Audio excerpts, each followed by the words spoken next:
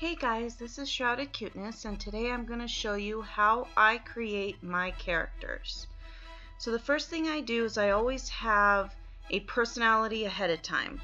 I've noticed if I draw the character and then come up with the personality, then they're not nearly as interesting or compelling, and I don't really want to draw them that much. So I start with the personality and then anything that is specifically necessary. For instance, this character is for a D&D game and she's an orc fighter, so I have to know that ahead of time. I can't just start drawing with no information.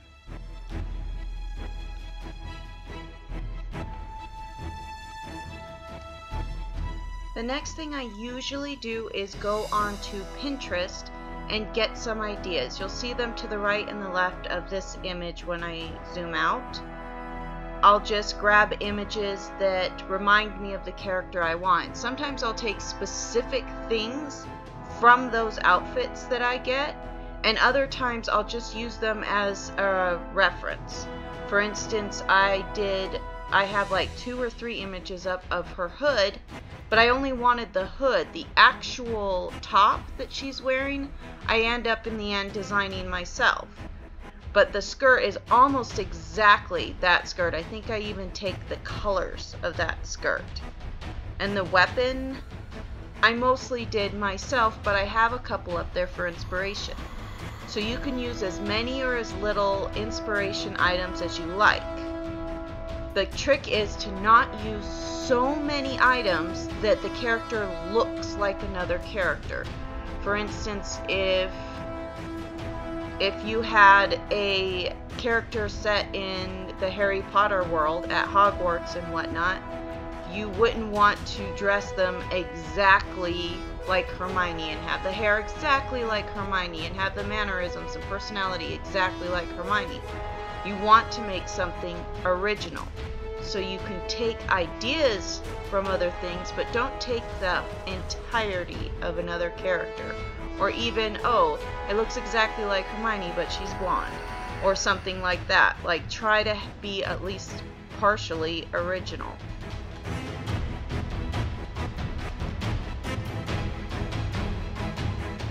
Once I have all of my ideas and my personality set, and then I start drawing my character.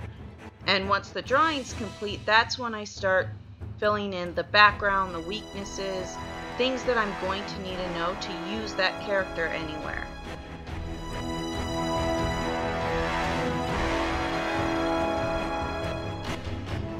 This particular character is an orc.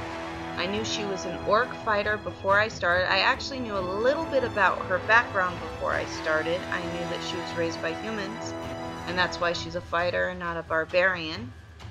And I knew from my DM that she would have to have died in her past. So I think we're starting right after everybody died. We haven't actually started playing this game yet. So I had enough that I could go ahead and start making this character. I knew I really wanted her to be trying to get in touch with her orc side since she was not raised an orc. And so she's trying to get in touch with other orcs. And what else did I know? I knew that I wanted her to have a pretty chipper personality. I almost always make an orc and either a fighter or a barbarian when I play D&D, but I usually make them pretty angry. So I thought it might be a nice change to make a character that's much more upbeat and maybe doesn't enjoy killing, but knows that it's a necessity of life. She enjoys life, not necessarily killing people. I don't know how to describe that. Anyway, so this is my character, and that's how I go about designing my characters and outfits. Please let me know if you have any questions or if you have any requests for other videos. I did have a request for how to draw anime the way that I draw in my comics. So I will be coming up with that in the next couple weeks, I hope. Other than that, let me know if you need anything.